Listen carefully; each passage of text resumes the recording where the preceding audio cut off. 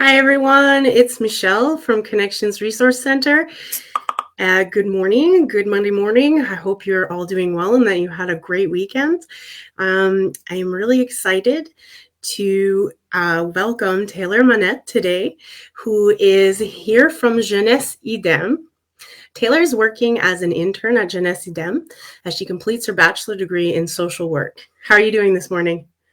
I am awesome, Michelle. Thank you Oh, so much wait, for having me here. we can't hear you. Try again. All right. How about this? Oh no, it's Oh, awesome. we're So not fun. hearing you. Oh no. Hold on.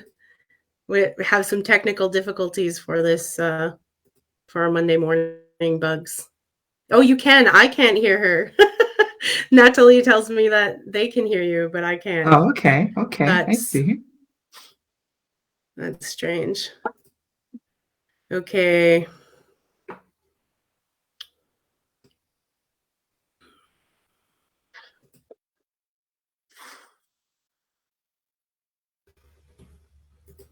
Unmute. Hello? All right. Okay, now I can hear you. Oh, awesome. There it is. There we go. Monday morning bugs. Yeah. So to answer the initial question, I am doing very fine. Um, and thanks a lot, honestly, for having me here with you guys this morning. We're so happy to have you here. I'm really excited to kind of help people discover your wonderful services. It's a cause that's close to my heart. I identify as non-binary and queer myself, and I also have some children under the rainbow flag. So it's definitely a cause that I advocate for a lot. And so I'm really excited that you're here and that we can let people know about the great services that you have for LGBTQ2S plus youth in the Outaouais. So if you could tell us a little bit more about your services. For sure. So we offer a ton of services at Jeunesse Idem. We are located in Paul in Gatineau, in the Vieux area, near Rue Leduc. And we offer a ton of services as individual support for either youth, so 7 to 13. We offer 14 to 25, and then also 23 to 35 as well. So those are all different kinds of like age groups that we offer.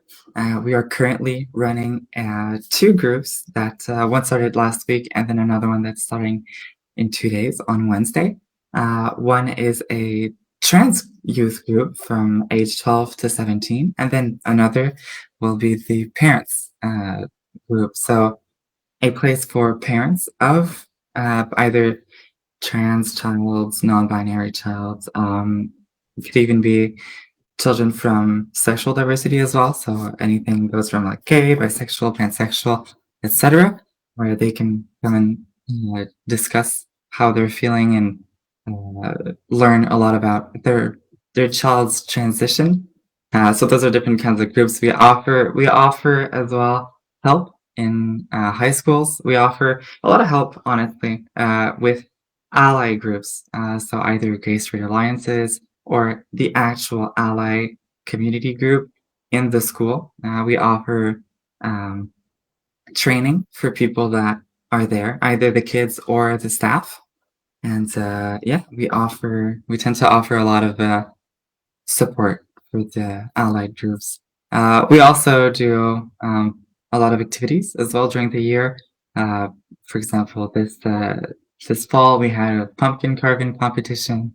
We also had this tiny little drag show we did specifically for our kids at Jeunesse STEM. Super fun. Going on forward, we're super duper busy with a lot of in-class informations about uh, just trans people and non-binary people and people from uh, the LGBTQ2S plus community in schools.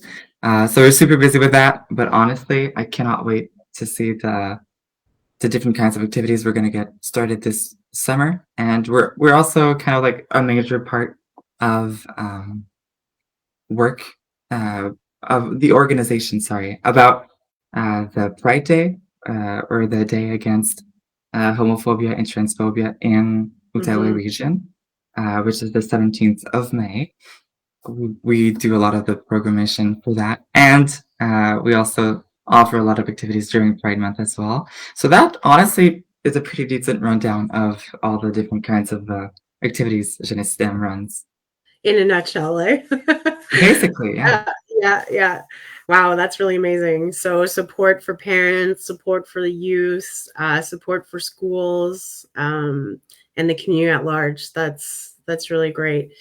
Important work too.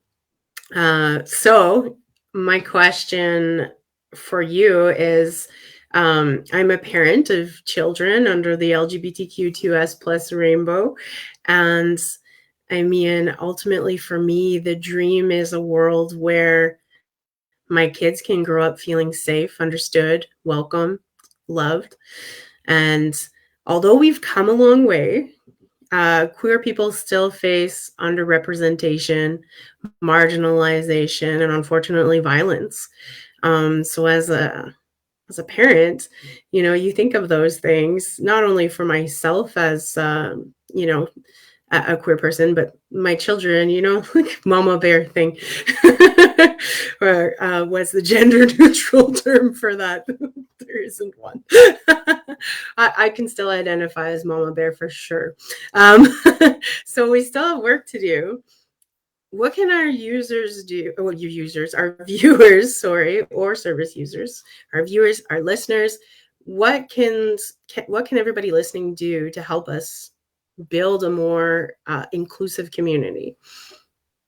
Honestly, I think it starts with showing openness, right? Being aware that people from different communities exist. Uh, it started with different cultural communities, and now it's a lot more uh, of a I guess sexual orientation and gender identity culture as well. So just showing openness, either sticking like pride flags on your doors or at work, or even posting up trans pride flags or just pride flags in general. Everybody recognizes the rainbow, and Mm-hmm. usually, if I see a rainbow, I'm a lot more inclined to actively seek, uh, I guess, the use of a service within the community research, just because I'm also with the community, so uh, actually seeking stuff and showing honestly that Mm-hmm. um, we're open, we're friendly. Come on in, helps a ton. Knowing as well what heteronormativity is and cis normativity, which is uh, in general knowing that heteronormativity and cisnormativity is the idea that everybody is either heterosexual or either cisgender, or and if you add those two together, and being aware that that's not necessarily the case, and speaking in a way that portrays that I assume that you are either heterosexual or cisgender might push some people away and not necessarily maybe deter them from using either your services or hanging out with you later on. So just being aware that what it is and how to use different, I guess, a way of speech More to, inclusive language, yeah. yeah, absolutely. Yeah, Absolutely. yeah. So for people who may be listening who have no idea what cisgender is, could you explain that term? For sure. So a cisgender person would be someone that isn't trans, right? So if someone was born a woman and considers herself a woman, then there you go. That's a cis person. While a transgender person, or as we say now, just a trans with maybe a little asterisk at the end, to be Mhm. more inclusive, uh, that would be, let's say, a born woman and then transitioned later on into men, simply because they feel they are like a man, right? So Mm. the act of transitioning versus the act of staying put. That's what defines, I guess, the difference between being cisgender and transgender. Awesome. Thank you. This is an excellent explanation. Um, and then when we're talking about heteronormativity, then what basically that is that, let's say when we assume that our little girl is going to marry a boy or a man later on, or we make assumptions, it's also in the media how we always, like, there's more in the media now, more queer relationships being shown, but for the most part, when you're watching a rom-com, it's a guy and a girl. So you're not seeing that in the media, you're not seeing it in your surroundings, and it might feel pretty isolating. um, so yes, that's that term a little bit in a nutshell. um, so, and I love that the pride flag being such a simple thing, and also such a powerful symbol of acceptance. So like, the pride committee in the Pontiac, so I'm living in the Pontiac region, we are currently working to get our 18 municipalities to fly the pride flag during the month of June. We made a little presentation that kind of just talks about how important something like a flag can be. It's a symbol and a signal that you're welcome in that space. And so definitely in businesses as well, we're working on a little campaign to have stickers to put in the windows of businesses, organizations, and that kind of thing, just to to be allies and to signal support. And yes, this is a safer place that you can, yeah, yeah. So I mean, I put a pride flag in my window, and it's totally as a symbol, to, I'm always thinking of the kids, like, hey, you're not alone. There are people here. There are people who live in this community who identify as LGBTQ plus. Um, you don't need to be, you don't need to feel quite so alone, especially in a rural community where there's less of a queer community, or we're spread out and the services are not as easy to access. I think it's super important for people to show that signal of support and allyship. Oh, absolutely. 1000% agree. Yeah. And so speaking of the kids, and that, like, me, and for me, the pride flag's up for the kids. Well, myself too, for anybody. And I say kids, but I myself only came out at 34. So it's for everybody. Like, and representation really does matter. Um, so one of the things that I get, parents will come to me and ask, they want to know how they can make their child feel safe and comfortable to come out to them. How can they build that foundation within their family that their child, if they happen to be LGBTQ plus, that they will feel safe in their own environment and feel like they can be themselves. Do you have any tips for them? I absolutely do. I often work with parents asking me, like, Taylor, I don't know, my child just came up to me and uh, told me they were trans. I don't even know what that means. I'm unsure about what to do. I know they're struggling, either in the relationships, either in communication, either they're isolated, either they're not feeling accepted, either at school, with friends, or even at home, maybe. They don't necessarily feel at home at home. Uh, Mm-hmm. so honestly, being aware of what your child is coming out of, uh, the closet is often a place of fear, of insecurity, and knowing that we're finally being accepted and feel welcomed in spaces is immensely beneficial for your child or anybody, honestly, that wants to come out.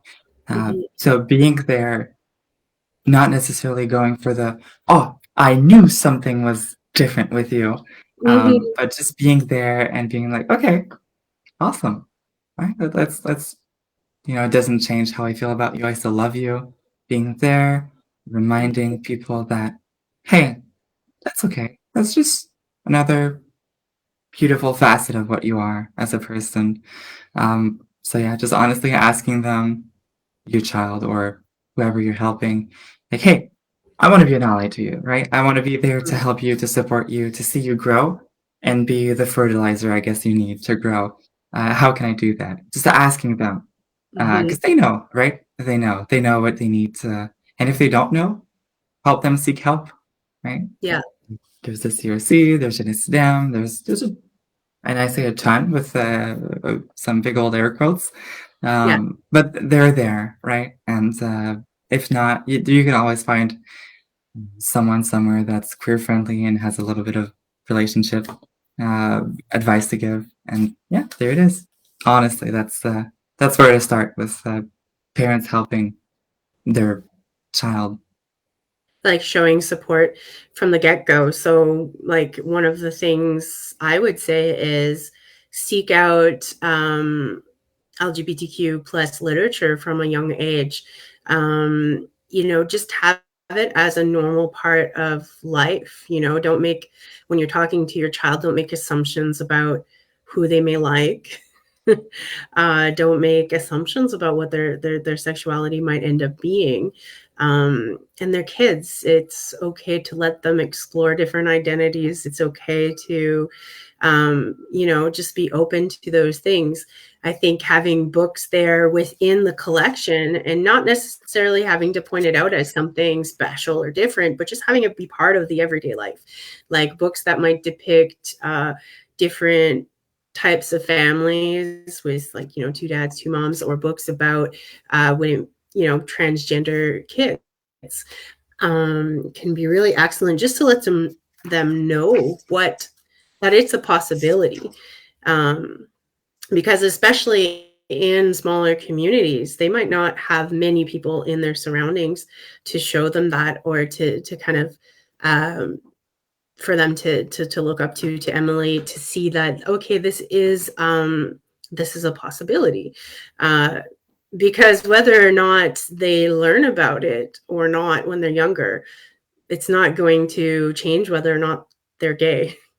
Like, teaching them about it does not make them, like, you hear those kind of misguided um, things sometimes, but the best you can do is to make them feel comfortable with whoever they are. I like to tell them, like, I love discovering who you are, like, because they're always changing, right?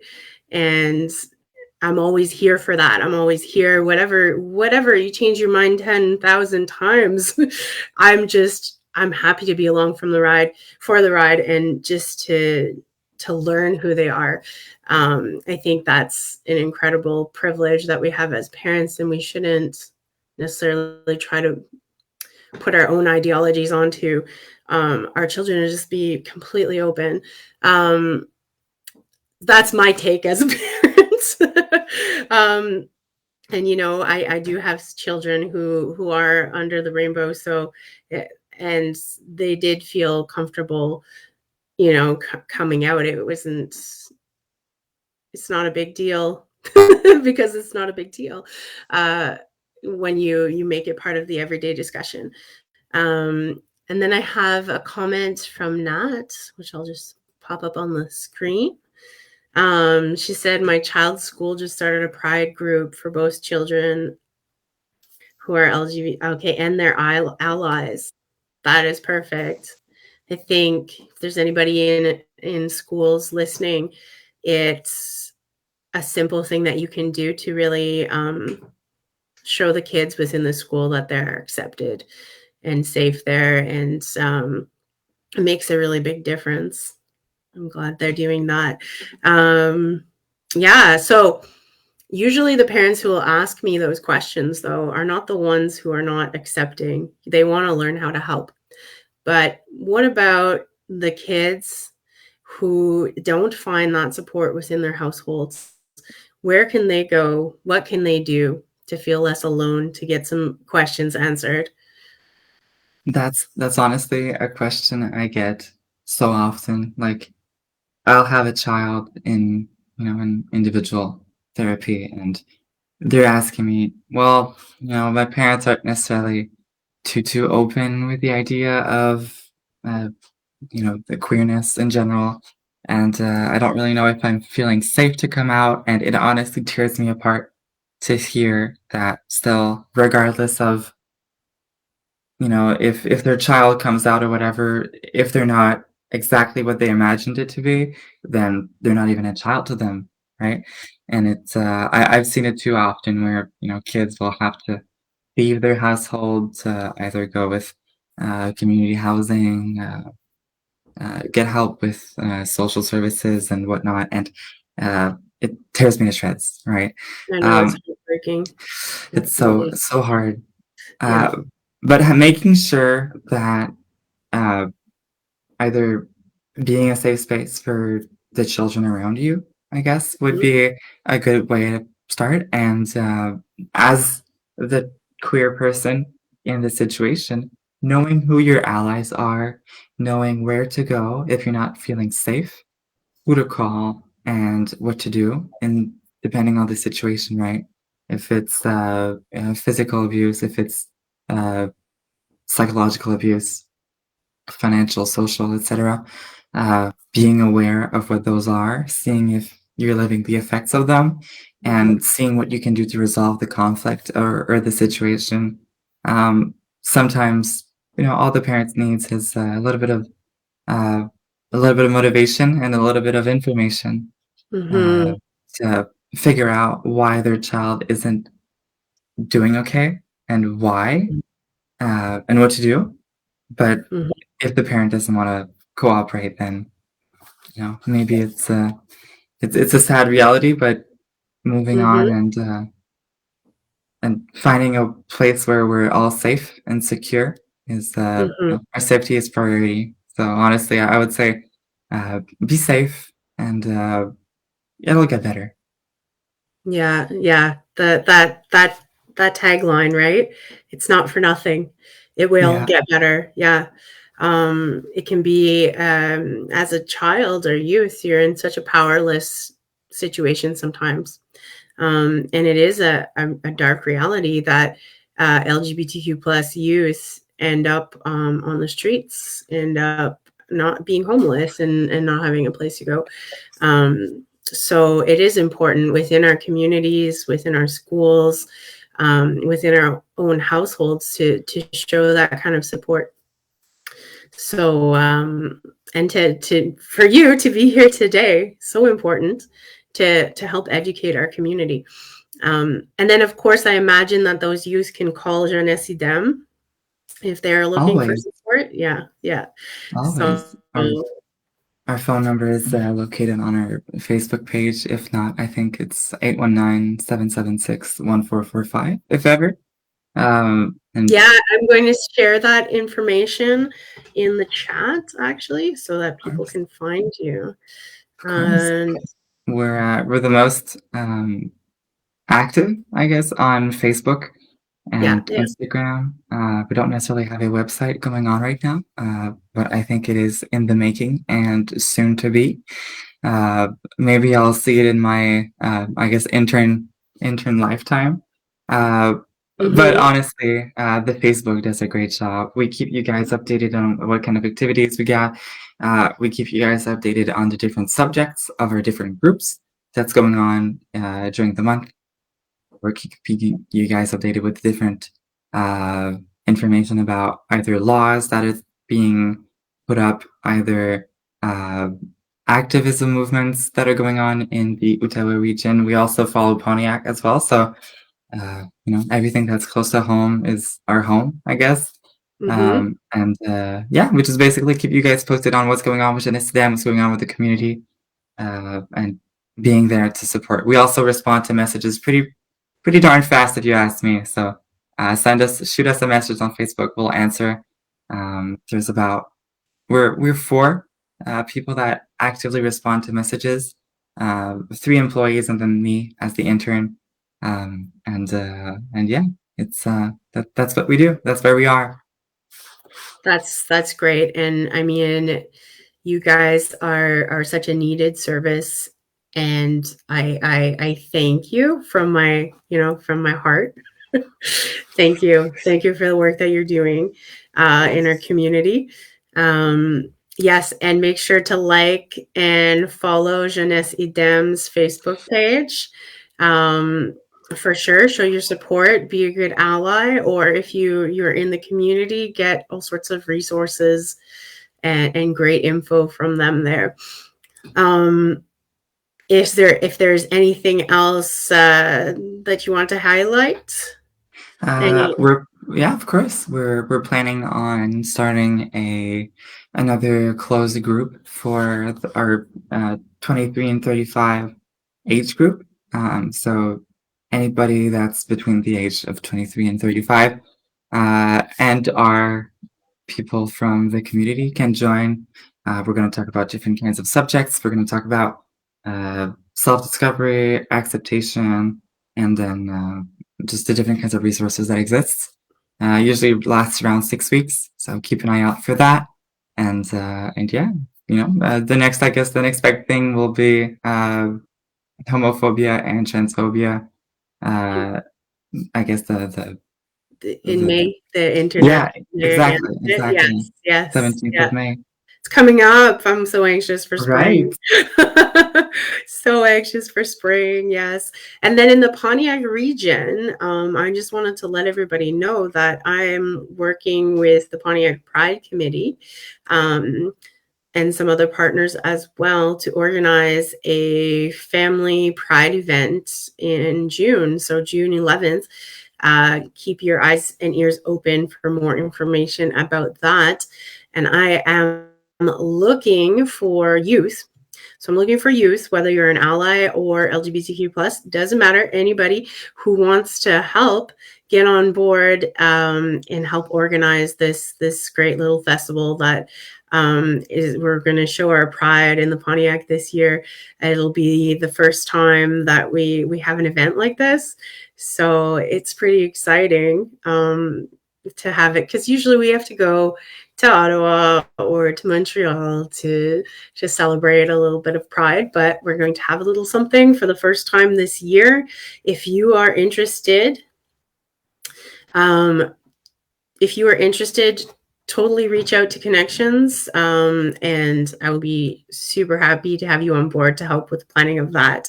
Oh, we have another comment from Nat, which I think is good. She didn't realize that the activities are open to the workshops and activities are open to allies as well. So yes, we need our allies. We absolutely do. Yeah. We can't build an inclusive community and safer communities without everybody helping to make this a welcoming space for anybody, no matter, for everybody to be themselves. Imagine the freedom. One day. Only in my dreams. Yeah, it's gonna come. It's coming. All right. So on that note, we'll let everybody get back to their Monday morning coffee and routine. And thank you again, Taylor, for coming on today and informing us of your services. And I look forward to working with you in the future. Of course, that was a delight. Thank you.